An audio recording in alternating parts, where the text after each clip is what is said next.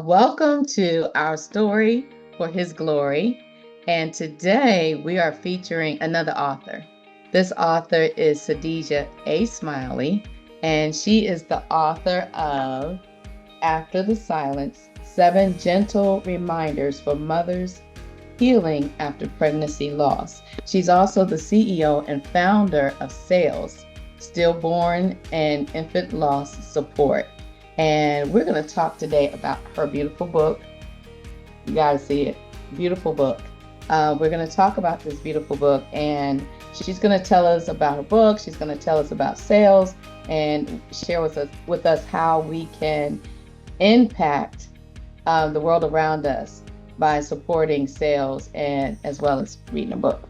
Got to read a book. So, welcome, Sadija, to our story for His glory. Thank you. Thanks so much for having me. You're very welcome. Thank you so much for joining us. Sadija is a very, very busy lady, and so I am quite honored to be able to get her on here, to get a piece of her time. That's a big deal that she would give us her time to do this. Sadija, tell us more about yourself. Introduce yourself. Let's see. I would start by I'm originally from Philadelphia, so I always have to get my hometown love in there. So I'm Philly born and raised. I'm in Maryland now. I am the mother of three beautiful daughters, one in heaven and two here on earth. And as you mentioned, I'm an author. I started a nonprofit organization. And I just really, really enjoy helping others in all kinds of ways, whether that's helping them in their grief, helping them identify their mission, vision, and purpose, and creating something from that, helping being a volunteer and support. I just really like seeing other people operate in their zone of genius and really making an impact. I love to serve, and so that's who I am. Yes, yes. So I had the honor of meeting Sadija. For those of you who don't know our story, we have our story too. I had the pleasure of meeting Sadija. Has to be going on 4 or 5 years now. And we've actually met through a business networking group. And we both were members of this group, and we had a one-on-one, and it was love at first sight, and we have been together ever since. I love following her around as she shares her story, as she blesses the lives that she blesses. Just being in her shadow has been a blessing to me, and so I am grateful for that. But what we had in common and what I was dealing with when I met Sadija, if you followed the interview that I had with my mother, that was episode 2 with my mom, when we were talking about Lord Have Mercy, which is my sister, who the Lord she went to heaven early. She was only alive a few hours in my mother's arms, and she went to heaven early. And Mercy has forever been a part of my life. And then I also experienced several miscarriages, and not knowing what to do with it, how to place it, thought I was doing the right thing by just, being a brave little soldier and picking up and going on and persevering. I thought I was doing what was right for myself. And honestly, it was the best I could do at the time. But I'm grateful that God saw fit to bring Sadisha in my life, who gave me some more tools, and some more examples of what I could do with what I was carrying, which was the grief for my sister and my children. And that's why this book was so necessary. So when I first got your book, Sadija, I plotted it out. I'm going to get the right cup of coffee. I'm going to make sure nobody's around. I'm going to have a box of tissue right there. And I'm just going to read it from cover to the back. And so I did. And I needed everything that I had lined up. I needed the coffee. I needed the tissue. Thank God for my sofa and my nice warm blanket. But at the end, I was so grateful that someone took the time to write a book, even though my losses, um, my oldest living child is 24 now. And so my losses were prior to her. So my children that are in heaven, if they were here, they would be, in their 25 and older, range. But um, that someone took the time to address what I had gone through, what I was still going through. As I told you, there are days I still feel it, and that meant so much to me.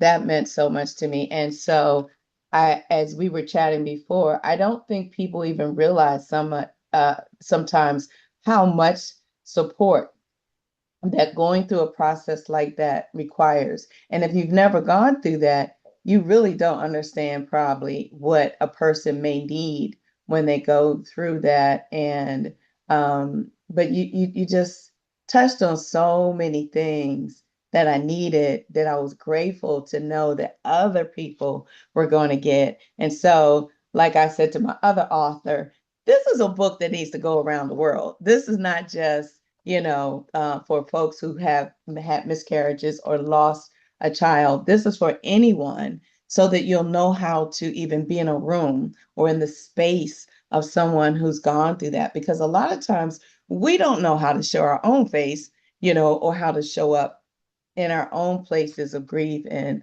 loss. And even one thing you said, and it's the only thing I'm gonna spill, the part that really got me was when you were talking about the joy that you can feel. Like you can have both. You can have the grief and sorrow, but you also can have the joy. And sometimes you feel like, oh, you don't know how to feel. And mm, mm, mm, mm. I'm not playing with y'all. I told you I don't play about my books. This right here, yes, get it, get it. Again, it's not a heavy, thick book, but it's just what you need. It's something to keep in your purse. You may want to keep more than one. So if you ever meet somebody and give them a copy of it, it is a tool. It's more than a book, it's a tool. So thank you. Yeah, Thank you. thank I'd you. love to, well, it's obvious what inspired it, but talk Mhm. to us about your process and what made you take all of that and put it in a book.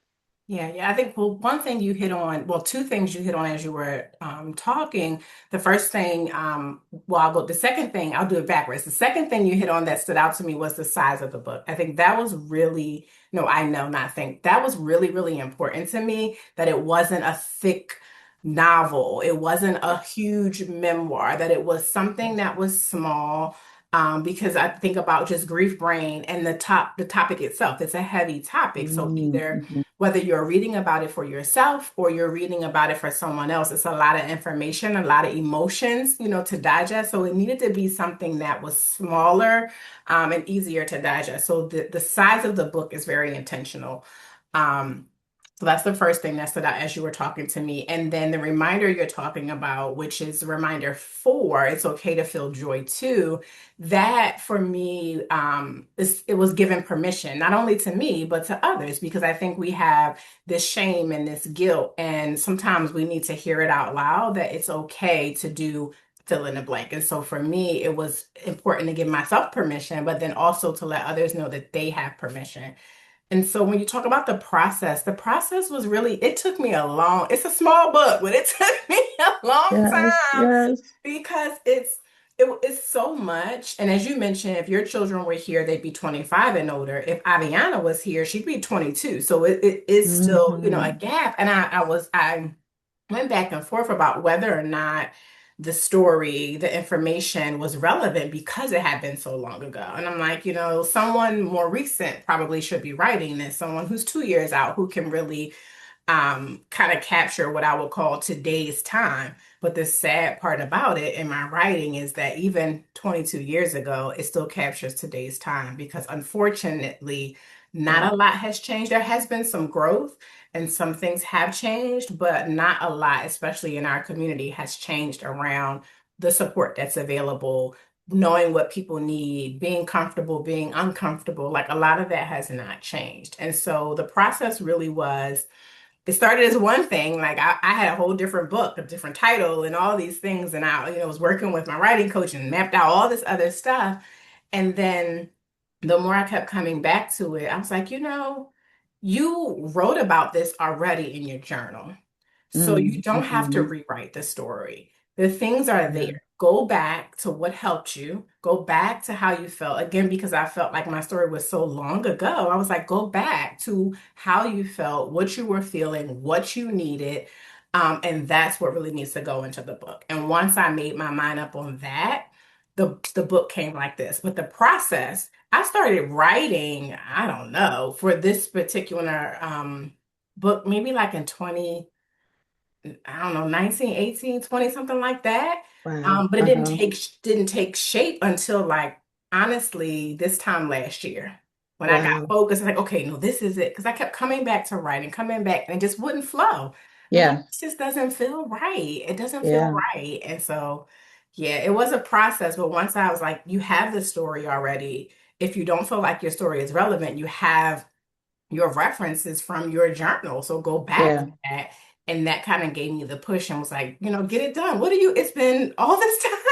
Like, what are you waiting for? Yes, yes, yes.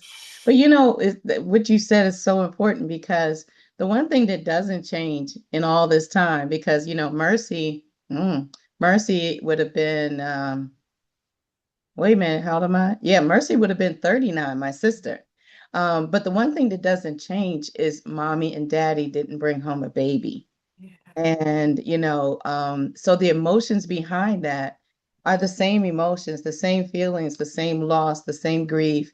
And you just, because of your time, the time that it took you to write the book, a lot of people can address those early months and do address those months. It's like the world gives you a time span. Okay, wrap this up in whatever amount of time, and they give you a time span. But then what if you're still sitting at what would have been the 16th birthday party and you're thinking what you would have done, or what if you're still sitting there at what would have been the prom and the graduation and the college graduation and all the things like the book says that you had planned for this child or imagined for this child, and you're still feeling something. It's so nice to have something to go back to. To go back to. I am such a corny advertiser, but I like being that way. It's so nice to have something to go back to on those days, to cuddle up with the sofa and say, I'm not alone in these feelings. And I like something else you said about the awkwardness that people feel around you. Oh, should we have her at the birthday party because or should we have her at the Mother's Day function? Should we have them at the party for our 3-year-old when or our 1-year-old when and you can feel that awkwardness. Man, you're awkward too. You Mhm. feel away too, and then they're awkward. And how do you make people feel okay? Or do you make people feel okay?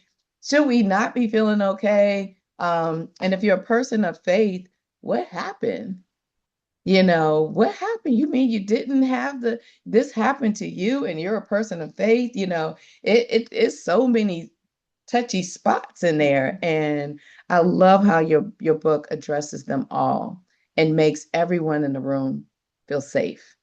I mean, that's just your nature. That's just a natural thing about you, Sadija, about making people feel safe. But how did you capture all that? I mean, tell me. Yeah, I mean, I know it's a lived experience for you, but was that a goal? I mean, what was behind that? Yeah, it definitely was a goal. I think because I didn't want people to only people that have experienced loss to purchase the book or receive the book, right? Because Hmm. there's a lot of information. We know what we're experiencing.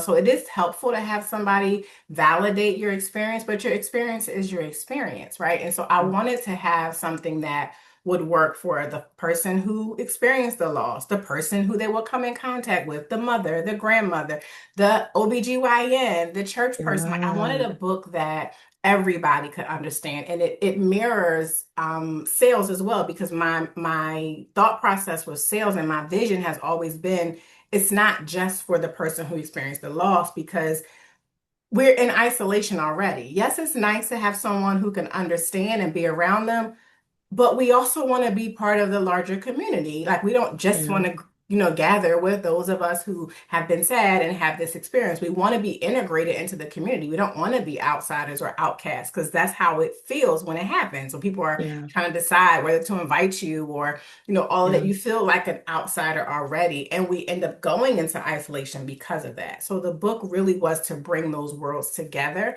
so that it wasn't just for someone who experienced loss, but anybody can actually learn from the book. Anybody, I hope everyone will feel comfortable and safe, as you mentioned, with the book, and they will pick up different tools either for themselves or for someone else. It might empower them to have this conversation with someone in their family or someone in their community. And so it was important to me to capture all of that. That's why there's resources. So in case you come in contact with someone, there's resources in the book. There's also language. So in case you're speaking to someone, you're like, mm-hmm. okay, what do I say? Or how do I say this? And then Yeah, there's a letter to the mom who lost the baby. So like there's something in there for everyone because I didn't want what was already or what is already an isolating or feels like an isolating experience to be another, oh, this is just for this group of people. No, it's for everybody.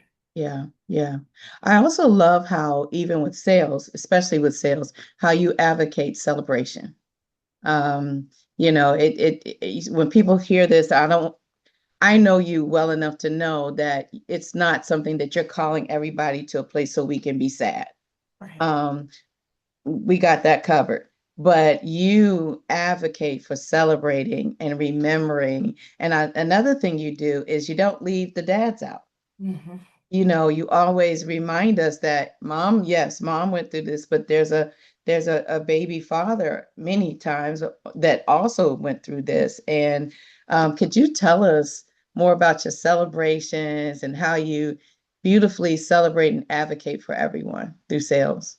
Yeah, yeah. I think, like you said, it's because it's really a community experience. I always remember, and I go back to when I lost Aviana. I was like, this is my baby. I lost my daughter, but with the people who were asking, starting obviously from immediate family members, like at the time my husband, and then my mother, who was the baby's grandmother, and then like it was Hmm. this kind of ripple effect. The students that I went to school with on campus, they Wow. were asking for about the baby. My neighbor, who we lived off campus, they were asking about the Yeah. baby. I was working, my colleagues. So it's a ripple effect. And so everybody, there's this village that's expecting this baby. So it's not just the mother, you know what I mean? And so just making sure that everyone feels again included to celebrate, to honor, and to mention the babies that we've lost. And like you said, it's already a sad experience. As soon as I tell people what I do, they are like, oh, and I'm like, no, no, no, no, no. Yes, Switch it it's up. sad, right? It is sad. And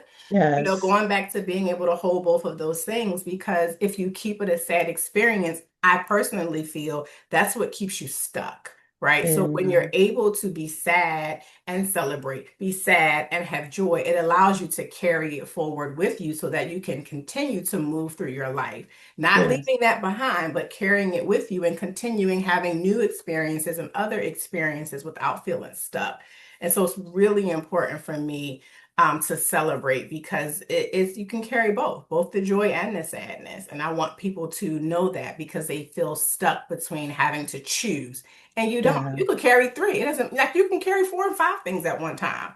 We do Yes. it all the time in a grocery bag, right? And so Yes. you can carry these things with you. And I just want Yeah. people to be empowered to know that while you're carrying this, you can celebrate. And it's okay Yeah. to do both, but not to leave out all of the people who are expecting this baby to come home. That was really good, really good. I remember I had a good friend at the time that I was going through my experiences, and I remember just hating to tell her. She would be so excited after every doctor's appointment. What happened? And did they see this? And did they see this? And more than once, I had to tell her, well, this time they told me this, and this time they told me that. And some of my grief was just that. I mean, as I told you, after so many miscarriages, I stopped telling people, even my husband, that I was pregnant because I didn't want to keep bringing everyone down and disappointing them. It's a heavy burden to carry, but thank God for organizations like yours. Every time I've had the opportunity to volunteer with, something you're doing, um, I always walk away just like I want to do something, I want to, in my own space, I want to do something more that impacts the lives the way I see you doing in the communities that you serve. Tell us about opportunities where other people can get, I just feel like so stingy, but tell us about opportunities you have coming up where people can get involved and they can volunteer and I don't say anything. I'm just there sometimes passing out a flyer, but just seeing these courageous women and men and families come through, it's so uplifting. Yeah, and like you said, it varies. So you have opportunities to volunteer one time where, maybe you help us set up an event, maybe you help at the registration table, and you have opportunities to volunteer ongoing. We have several events that happen 2, 3 times a year. And so maybe folks are interested because they have a knack for interacting with people, or they're creative and they like designing table centerpieces and things like that. So we have varying opportunities, both in person and virtual. So you can get involved on a one-time event, or you can have a more long-term opportunity from volunteering all the way up to board service. And so really depending on your skills, the amount of time you have, what you really are most interested in. Because yes, we want volunteers because we need, more hands make light work. However, we also want the volunteers to be filled up. We want them to get something as well. So we want to make Mhm. sure that that opportunity meets the benefit of what the person is looking for, the volunteer is looking for too. So if they're looking to stretch themselves because they don't really come out and they don't interact with people, maybe a greeter or someone working at the registration table is good for them. If they're looking to sharpen up their admin skills, then maybe helping out with some of the newsletter preparation and things like that might be applicable. If they're looking to interact with certain professionals in different spaces, then maybe a board seat might be an opportunity. So it really depends on what the person is looking for and what they want to either enhance in terms of their skills or learn. Because you don't have to have experience to come volunteer with us. There's a place for everyone somewhere along the way. So please do reach out to us. We're always looking for volunteers because, again, many hands make light work. Yeah, yeah. The donations go to help moms and dads with that. Would you share what you're doing in that Yes, area? and you know what? This is the perfect segue because I am here.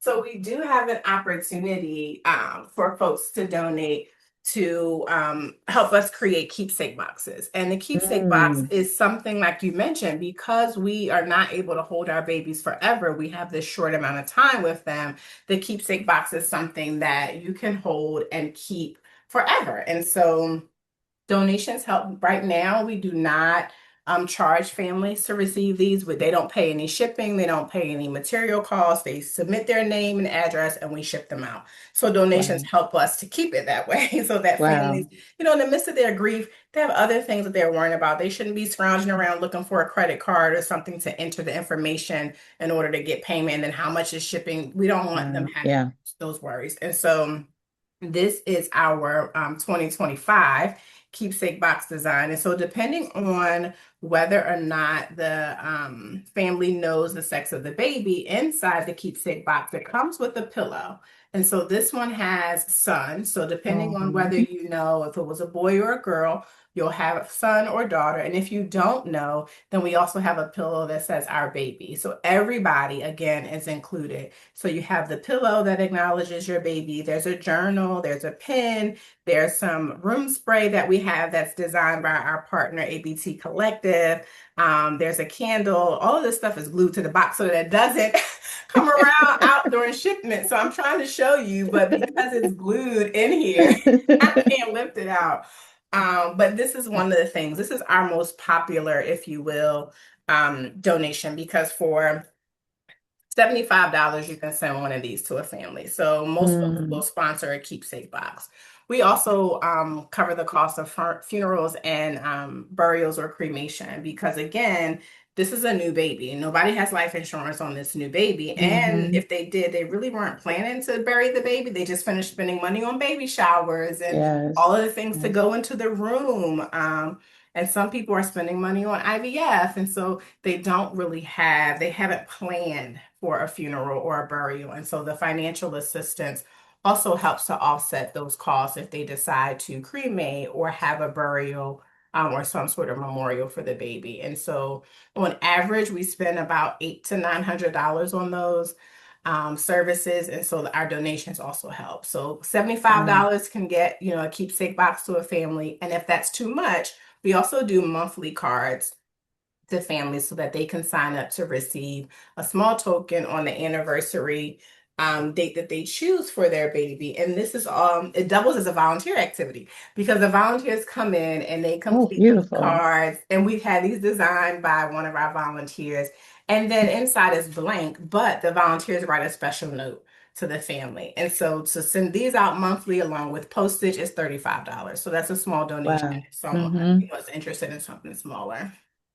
Wow. Wow. And what about your contacts with local hospitals? Are you still actively doing that? Yes, we definitely still work with a few local hospitals. We help do some training for the providers. One of the biggest things that moms have shared is that they didn't feel seen or heard by the provider. They felt rushed. They Hmm. felt like they didn't have anything but a pamphlet. They wanted more compassion. So we do some training with the hospitals as well as a cuddle cot. We haven't donated one in a while because they're very expensive. And so when you talk about, again, raising money, cuddle cots are about 35 to $4,500.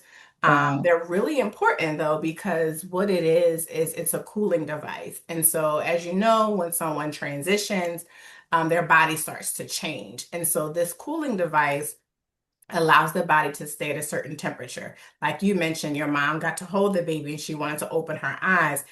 If the baby's body is not at a certain temperature, that makes that kind of thing very difficult. Hmm. So it's really the Hmm. gift of time because it slows down the changes in the body so that the families can spend more time with them. And not every hospital has them. And so donations have Wow. helped in the past with us being able to donate cuddle cots so that families can have more time with their babies. Awesome. Awesome. So, do we have any book signings where we can follow you around and support your book and support, sales and all the fantastic work is doing? Anything coming Ooh, soon? we do. We are nailing down. We are nailing down a date in October. We're heading back home to Philly, so stay tuned for that. Ah. Yes, I can't wait to go home. So we'll be heading home to Philly to have book signing and a healing conversation. November, I'll be in St. Louis. I should know the date off the top of my head, but I don't. It's the first weekend in November. So I'll be in St. Louis for a fundraiser and a book signing. We're heading to Frederick. So locally in Maryland, we're heading to Frederick in November. We partnered with the Sophia Ann Charity, which is another organization. They have a center that has Mm. all the services under one roof in Frederick. So we'll be heading out there November, the end of November, I think right before Thanksgiving. So stay tuned. Yes. Follow the healing conversations if it's something that folks want to bring to their church or their community. We're open to doing that as well, where we can have the conversation, be able to open that up, share the book with, attendees and things of that nature as well. Yeah. I was about to say that if you come on now, ladies. If you're a Mm. part of a women's conference, I remember one time being hearing you speak, and you said four, Mm-hmm. one in every four women experience infant loss, miscarriage, stillbirth. And I mean, that is a very small, um, if you just think about it, you and your three best friends, Yeah. one of you at least have experienced that. And so if you have a women's group, if you have a family, community center or anything, I'm sure what Coach Sadija has shared today has impacted the lives of someone in that community or in your circle. So if you have book clubs, if you have anything, this is literally one of those people that I get behind and feel the whole world needs to hear about her and the work that she does because it's not just work. I mean, because I know her quite intimately and personally, I know that this is a work from the heart. I know where it's coming from, and I know how hard and endless nights and come on, are you superwoman? What is going on? How did you pull all that off? And did you sleep? What did you do to get it done? But it's because of her love for her daughters and the love of others that she does it. And God gives her the grace to do it, and she does it beautifully. And so, if you can think of anything that you're involved in where you can invite Sadija A. Smiley in, please do so. You won't be sorry. The joy and celebration that she brings, and she usually brings some friends too with her. So, just get ready for an amazing time with her, regardless. So, before we end, um, I want to get back to After the Silence, 7 gentle reminders for mothers healing after pregnancy loss. After the Silence, 7 gentle reminders for mothers healing after pregnancy loss. You can find it. We know we can find it on Amazon. Is there anywhere else we can look for the book? Yes, you can go to my website, imsadijasmiley.com. You can also find it on the organization's website, bornintosilence.org. And keep me in prayer. Hopefully, it'll be in Target, Barnes and Nobles, and all the things and all the Oh, places soon. So, great. yeah. Awesome, awesome. And before you leave, also, if you could leave us with a nugget from your book that, like, I really just, even if you don't get the book, I want you to know this, but you're going to get the book, right? Look at these eyes. You're going to get the book. No. But if there was a nugget you could leave with us today, what would it be? I would say. I think going back to that fourth reminder that it's okay to feel joy too. Because I feel like that's applicable in all areas of our life, right? So you don't have Mhm. to have experienced loss, pregnancy loss, loss of a loved one to know that you can carry both sadness and joy. You may have experienced a breakup. You may have lost your job. You may have ended a very meaningful relationship with a friend.